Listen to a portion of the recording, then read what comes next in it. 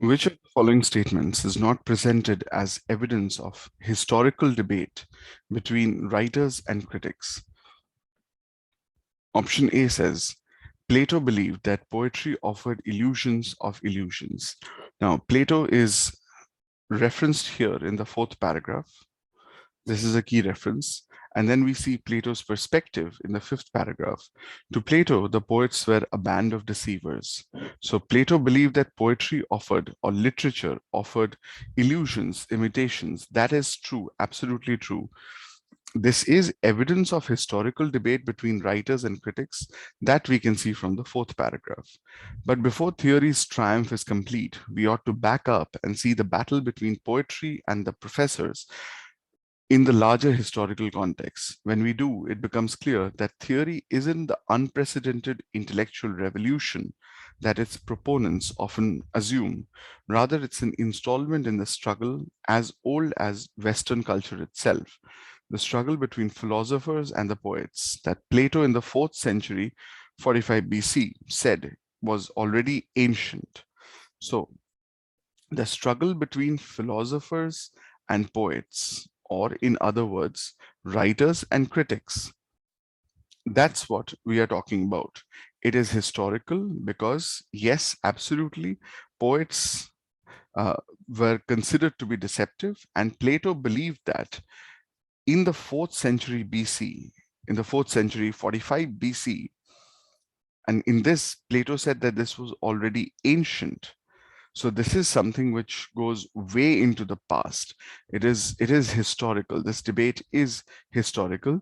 That is quite true. Now, some of us may have a confusion that this is not exactly what Plato is talking about because of this statement here. It says here in option A, Plato believed that poetry offered illusions of illusions. We might confuse that it is connecting to this phrase here, mere imitations of imitations. Theory offered illusions, mere imitations of imitations, whereas life's highest purpose is to seek eternal truths.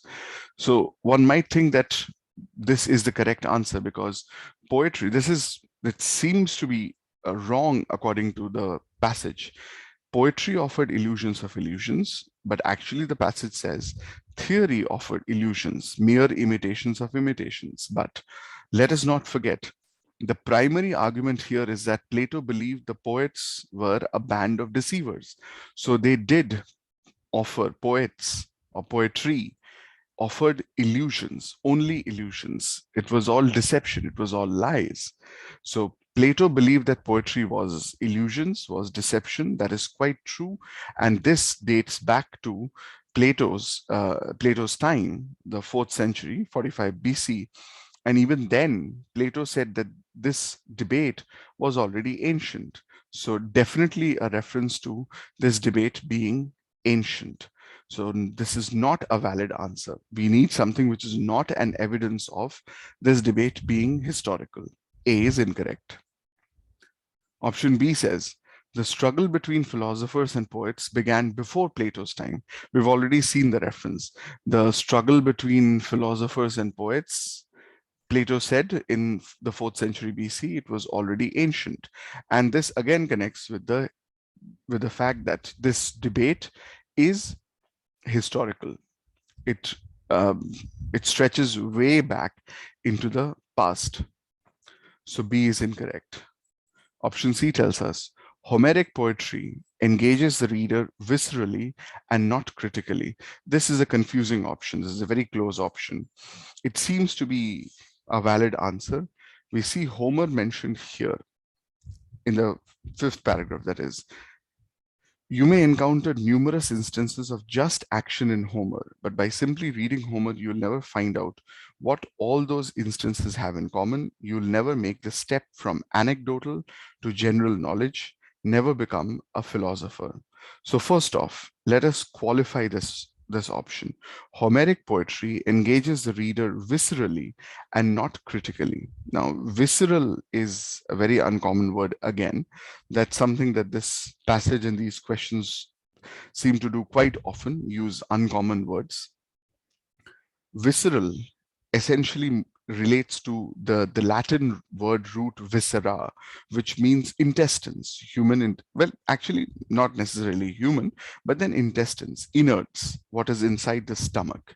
Visceral could mean something internal, or generally as it means when action is spoken, very bloody and violent action is spoken of, it is often defined as visceral. It is very bloody, it is very violent, it is visceral, because innards would be spilt as such. It's a horrible image, but then that's how it is. Here, visceral can relate to just action. So the fact that Homeric poetry is filled with action. So that is true, because we see that you may encounter numerous instances of just action in Homer, but it doesn't engage the readers critically, because it is stated here.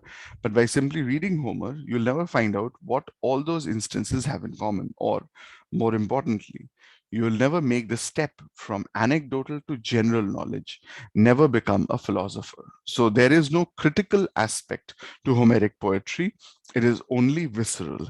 Now, does this relate to the answer, to the question? The question says, is this or is this not evidence of the debate between writers and critics being historical? This is, because this is something which the author has mentioned in the context of Plato's argument of poets being deceivers. We see that it is mentioned here.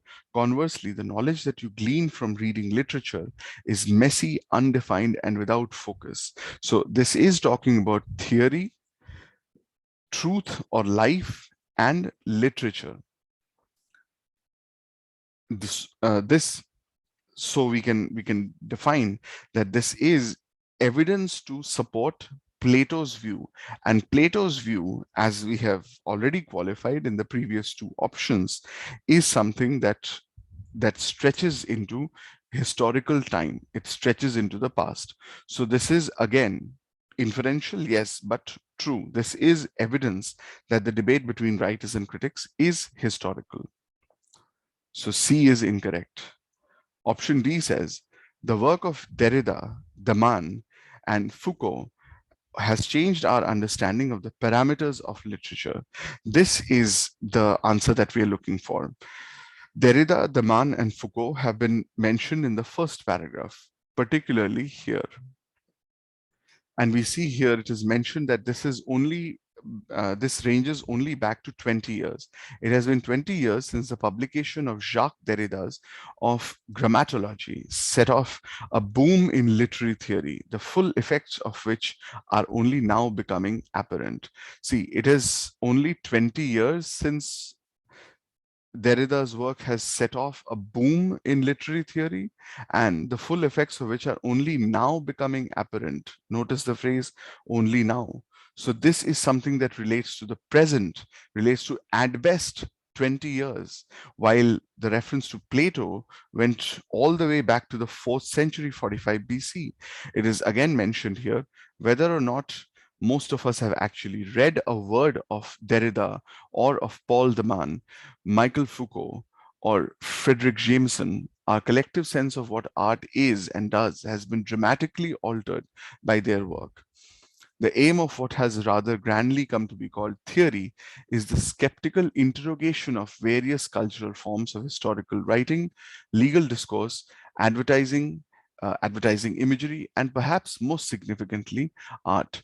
Over the past 2 decades, theorists have sought to reveal art's long suppressed kinship with propaganda, pornography, and the language of imperial oppression. So as we have noticed, this is something which is relevant to the present, ranging back at most to 20 years, while the previous options connect to factors relating to Plato, and Plato's views range back to the 4th century 45 BC. And even then, Plato said that this debate, this struggle, was already ancient. So when A, B, and C relate to the past, and hence the historical nature of the debate between writers and critics, D talks about the debate between writers and critics, but it does not give us evidence of the historical nature of that debate. It relates to the present. So we can qualify D. That is the correct answer.